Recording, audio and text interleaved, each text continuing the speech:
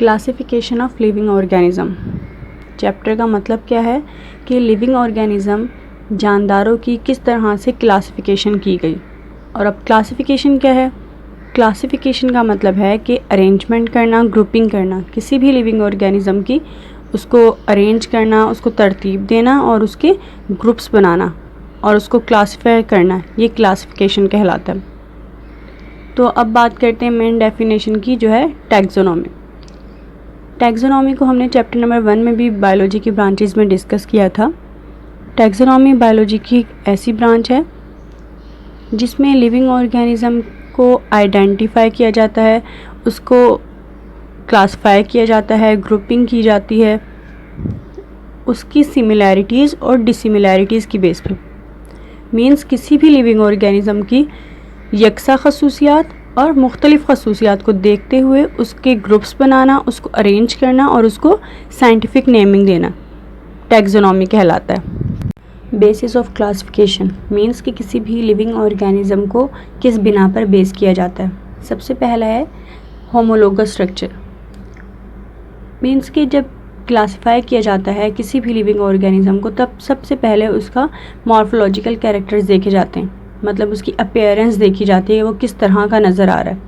उसके एक जैसे कैरेक्टर्स को स्टडी करके या एक जैसे कैरेक्टर्स वाले लिविंग ऑर्गेनिज्म को अलग ग्रुप किया जाता है।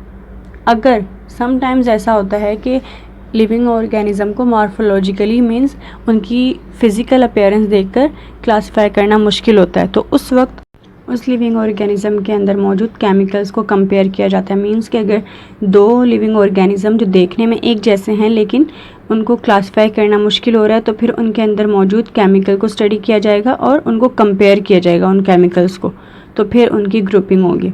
होमोलोगस में तो बस फिज़िकल अपीयरेंस देखते हैं और फिज़िकल अपीयरेंस जो एक दूसरे के साथ अगर सिमिलर है तो उनको एक ग्रुप में कर दिया, अगर फिज़िकल अपीयरेंस एक दूसरे से मुख्तलिफ है तो उनको अलग ग्रुप में डाल दिया।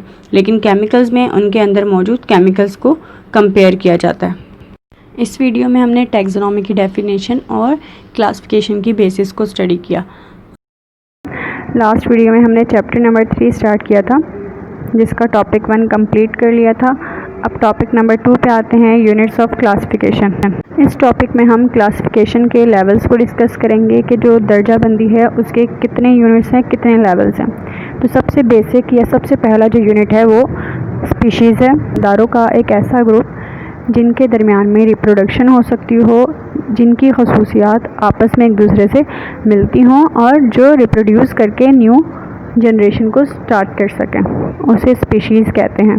फॉर एग्ज़ाम्पल टाइगर एक स्पेसिफिक स्पीशी का नेम है। दो डिफरेंट स्पीशी के ऑर्गेनिजम्स आपस में रिप्रोडक्शन का प्रोसेस नहीं कर सकते। क्लासिफिकेशन का सेकंड यूनिट है जीनस।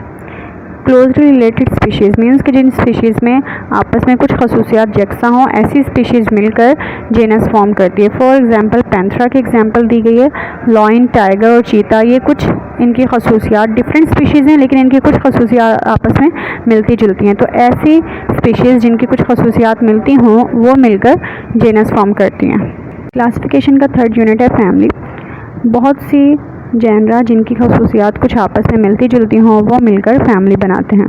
क्लासिफिकेशन का फोर्थ यूनिट है ऑर्डर, मतलब कि एक जैसी फैमिलीज मिलकर ऑर्डर फॉर्म करते हैं। फॉर एग्जांपल कार्निवोर्स, मतलब ऐसे एनिमल्स जो गोश्त खाते हैं वो ऑर्डर में उनको रखा गया। मीन्स अब गोश्त खाने वाले जानवर तो बहुत सारे हैं, उनकी अलग अलग स्पीशीज़ हैं, जैसे लॉयन, टाइगर, ह्यूमन बींग्स अलग अलग स्पीशीज़ से ताल्लुक़ रखते हैं, लेकिन वो सब मिलकर, जितनी भी फैमिलीज थी वो सब मिलकर ऑर्डर फॉर्म कर रहे हैं। क्लासिफिकेशन के नेक्स्ट यूनिट की बात करते हैं।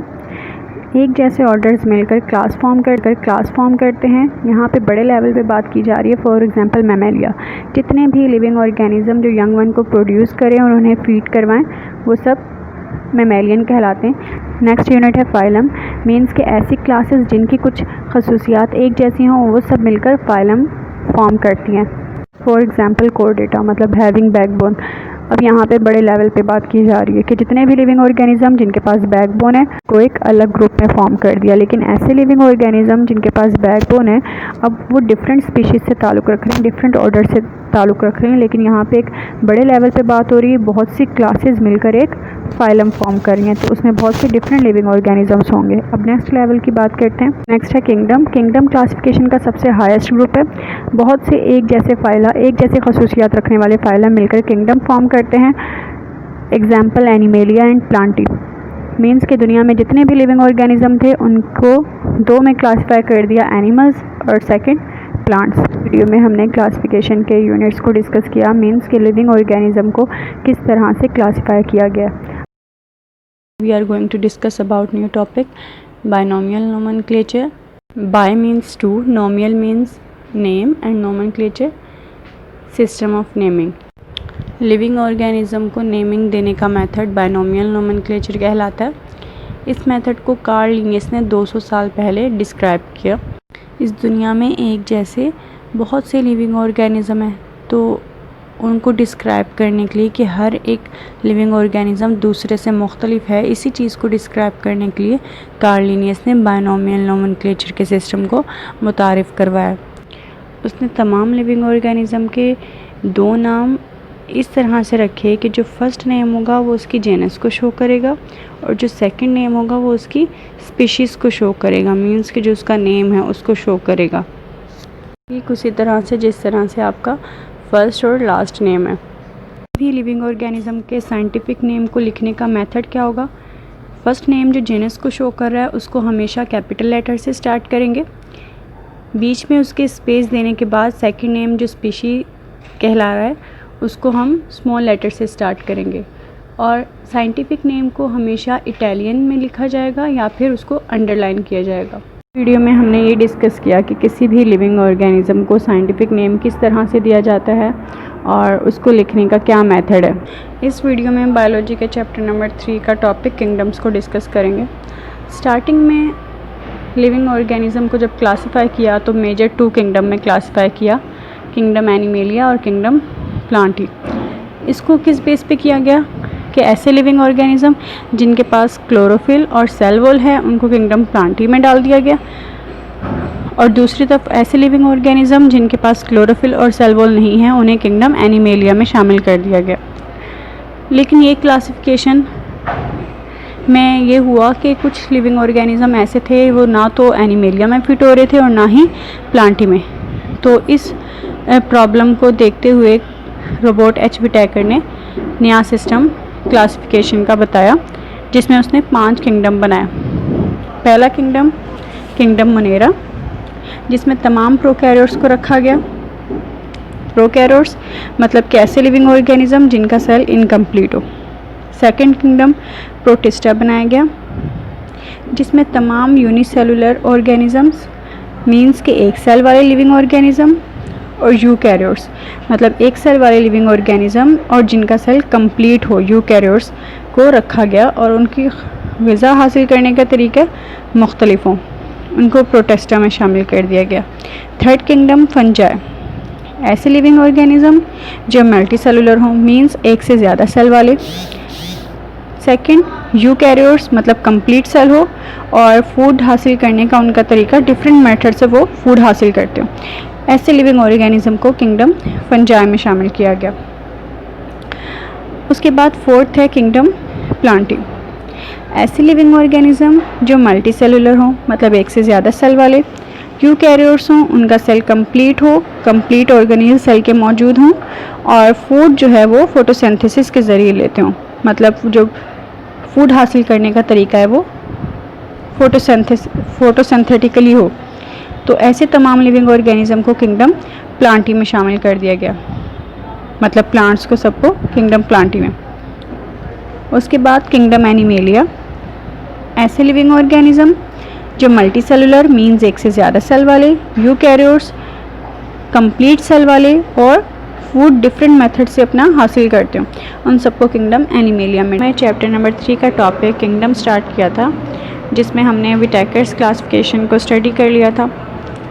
लेकिन विटेकर्स की क्लासिफिकेशन से रिलेट किंगडम प्रोटिस्टा में कुछ प्रॉब्लम्स पेश आईं। उन्होंने किंगडम प्रोटिस्टा में तमाम यूनिसेलुलर ऑर्गेनिजम्स को शामिल किया, ऐसे यूनिसेलुलर ऑर्गेनिजम्स जिनको प्लांट भी कंसीडर किया जाता है जैसे कैल्गा, और कुछ ऐसे यूनिसेलुलर ऑर्गेनिज्म जैसे कि प्रोटोजोन, जिन्हें एनिमल कंसीडर किया जाता है। तो ये सबसे बड़ी प्रॉब्लम थी कि एनिमल और प्लांट दोनों प्रोटिस्टा में शामिल हो रहे हैं। और दूसरा बड़ा मसला ये था कि उन्होंने अलगा को 2 डिफरेंट ग्रुप्स में शामिल कर दिया। तो इसी प्रॉब्लम को सॉल्व करने के लिए मार्गलिस और शवार्ट्स इन दोनों ने न्यू किंगडम्स क्लासिफिकेशन पेश की। फर्स्ट किंगडम प्रोकैरियोट, इसमें उन्होंने तमाम प्रोकैरियोट्स को शामिल किया, जैसे कि बैक्टीरिया एंड साइनोबैक्टीरिया। और प्रोकैरियोट्स मैंने आपको बताया था ऐसे लिविंग ऑर्गेनिज्म जिनका सेल इनकम्प्लीट हो। सेकेंड किंगडम प्रोटोक्टिस्टा, इसमें उन्होंने तमाम यूकैरियोटिक ऑर्गेनिजम्स को शामिल किया जिनका सेल कंप्लीट हो और ऐसे एनिमल्स हों जिनको ना तो हम एनिमल्स में शामिल कर सकें, ना तो वो प्लांट्स हों और ना वो फंजाई हो, जैसे कि यूग्लिना, पैरामीशियम, क्लेमाइडोमोनास और ईस्ट। ये ना तो प्लांट हैं और ना ही तो इनके पास एनिमल्स की खसूसियात हैं और ना ही फंजाई की, मतलब कि तीनों में से किसी किंगडम में नहीं डाल सकते, तो इसलिए इनका एक अलग किंगडम बना दिया। Third kingdom fungi, kingdom fungi में ऐसे लिविंग ऑर्गेनिज्म को शामिल किया गया जो नॉन क्लोरोफिलस हों, मीन्स कि क्लोरोफिल ना रखते हों, मल्टी सेलुलर हों, यूकैरियोटिक ऑर्गेनिज्म हों और सेल में सेल वॉल प्रेजेंट हो, for example एगैरिकस and mushrooms. Fourth kingdom Plantae, इस किंगडम में तमाम chlorophyllous, multi cellular, eukaryotic living organism को शामिल किया गया जिनके सेल में सेल वॉल प्रेजेंट हो, फॉर एग्जांपल जितने भी प्लांट्स हैं, एप्पल, मैंगो, उन सबको शामिल किया गया। सेकंड किंगडम एनिमेलिया, इसमें तमाम नॉन क्लोरोफिलस लिविंग ऑर्गेनिज्म को डाला गया, मल्टी सेलुलर यूकैरियोटिक ऑर्गेनिजम्स को, for example man, earth form. तो ये थी मार्गलिस एंड शवार्ट्स की क्लासिफिकेशन। यहाँ पर चैप्टर नंबर 3 की एक्सप्लेनेशन कंप्लीट हो चुकी है।